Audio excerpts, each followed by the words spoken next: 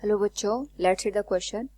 The equivalent resistance between point A and B is, here we have given a diagram with 4 options. Now to answer this question, first we will discuss here the key concept, and here the key concept will be combination of resistance in series and parallel. तो series में जो resistance का combination होता है ये हमारे पास यहाँ पे सारे रेजिस्टेंसेस के सम के बराबर होता है, that is R1 plus R2 plus R3. और पैरेलल में हमारे पास जो रेजिस्टेंसेस का इक्विवेलेंट गिवन होता है it will be given as 1/R1 plus 1/R2 plus 1/R3 and so on. Question के अकॉर्डिंग हमारे पास यहाँ पे एक डायग्राम गिवन है, हमें ए और बी के करस्पॉन्डिंग यहाँ पे इक्विवेलेंट रेजिस्टेंस की वैल्यू को फाइंड आउट कर. नाउ अगर हम सर्किट को यहाँ पे रिड्रॉ करें, इसके लिए हम यहाँ पे जो जंक्शन है उनको पोटेंशियल दे देते हैं. यहाँ पे हमारे पास ये जंक्शन है, इसको हमने सी नाम दे दिया. अब अगर हम ऑब्जर्व करें तो इस सी का जो कनेक्शन है वो यहाँ पे भी बन रहा है, बीच में कोई भी रेजिस्टेंस नहीं है तो यहाँ पे कोई भी ड्रॉप नहीं होगा तो इसका पोटेंशियल भी सी आएगा. एक टर्मिनल यहाँ बन रहा है, इसको हम डी नाम दे देते हैं. अब इसका कनेक्शन यहाँ पे इस वाले एंड के साथ है तो बीच में कोई भी रेजिस्टेंस कनेक्ट नहीं है तो इसलिए यहाँ पे हमारे पास जो पोटेंशियल आएगा ये सेम आएगा. नाउ जो भी हमारे पास ए बी सी डी ये टर्मिनल है, इसके अक्रॉस अगर हम यहाँ पे सर्किट को रिड्रॉ करें तो हमारे पास यहाँ पे कुछ इस तरीके से सर्किट बनेगा. ये ए आ गया, दिस वन इज रेजिस्टेंस 2 ओम. यहाँ पे ये हमारे पास सी टर्मिनल आ गया. अब सी और डी के बीच में हमारे पास सारे रेजिस्टेंस कनेक्ट है अगर हम ऑब्जर्व करें, लेकिन हमें इस तरीके से कनेक्ट करना है कि जो बाकी के ये 20 और 30 ओम का रेजिस्टेंस है ये बी के साथ कनेक्ट हो जाए और यहाँ पे हमारे पास जो 15 और 10 ओम का रेजिस्टेंस है इसका कनेक्शन कहीं ना कहीं ए टर्मिनल के साथ हो. तो यहाँ पे अगर हम सर्किट को रिड्रॉ करें तो ये आ गया हमारे पास यहाँ पे 15 ओम, ये आ गया हमारे पास यहाँ पे 10 ओम और यहाँ पे अगर हम इस टर्मिनल को नाम दे दें डी तो इस डी का जो कनेक्शन है ये हमारे पास यहाँ पे बी टर्मिनल के साथ भी हो रहा है तो हमने इस तरीके से इसको बी के साथ कनेक्ट कर दिया और यहाँ पे इसको नाम दे दिया A2.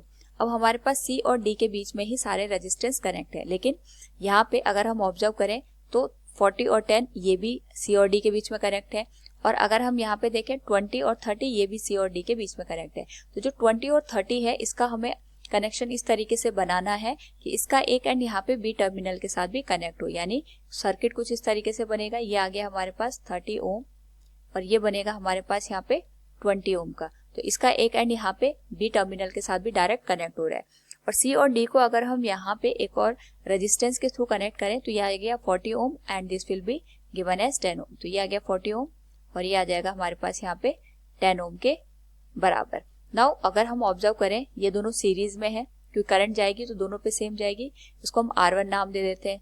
ये दोनों भी सीरीज में है, ये R2 आ जाएगा and this one is R3. तो we can write here R1 की जो वैल्यू आएगी that will be 15 plus 10 that will be given as 25 ohm. R2 की जो वैल्यू होगी ये आ जाएगी 40 प्लस 10, ये आ जाएगी हमारे पास 50 ओम. और R3 की जो वैल्यू आएगी that will B 30 plus 20 again 50 ओम के बराबर. तो क्योंकि तीनों पैरेलल में कनेक्ट है, जो इक्विवेलेंट रेजिस्टेंस हमारे पास यहाँ पे बनेगा इसको हम कैलकुलेट कर सकते हैं, लेकिन सबसे पहले हम ये देखेंगे कि हमारे पास जो सर्किट बनेगा तीनों को सीरीज में कनेक्ट करने के बाद वो किस तरीके से दिखेगा. ये आ गया 2 ओम, ये टर्मिनल आ गया, this one is given as 25 ohm, ये हमारे पास 50 ओम और ये भी हमारे पास यहाँ पे 50 ओम के बराबर बन गया. नाउ अगर हम इनका कनेक्शन देखें तो बी टर्मिनल के साथ जा रहा है और यहाँ पे ये आ गया 8 ओम. नाउ इनका जो इक्विवेलेंट बनेगा वो पैरेलल बनेगा, that is 1/R equivalent equals 1/25 plus 1/50 plus 1/50. ये आ जाएगा 1/50, हमारे पास एलसीएम आ जाएगा इसमें, ये बनेगा 2 प्लस 1 प्लस 1 दैट इज 4/50. तो जो R इक्विवेलेंट की वैल्यू बनेगी ये आ जाएगा 50/4 दैट इज 12.5 ओम के बराबर. नाउ यहाँ पे अगर हम ओवरऑल देखें तो ये आ जाएगा 2 ओम, ये आ जाएगा हमारे पास 12.5 ओम और ये आ जाएगा हमारे पास यहाँ पे 8 ओम के बराबर. तो जो इक्विवेलेंट रेजिस्टेंस की वैल्यू आएगी it will be given as 2 plus 12.5 plus 8 ohm. Solve करने पे हमारे पास जो वैल्यू बनेगी it will be 8 plus 2 10 plus 12.5 it will become 22.5 ohm के बराबर. इसको क्योंकि फ्रैक्शन में हमारे पास यहाँ पे आंसर दे रखे हैं तो हम इसको लिखेंगे 225 डिवाइडेड बाई 10, तो ये आ जाएगा 45 divided by 2 ohm. This will be the final answer. So from the given question we can say here the equivalent resistance between point A and B is 45 divided by 2 ohm. Option second will be the right answer. Hope all you understood it. Thank you and best of luck.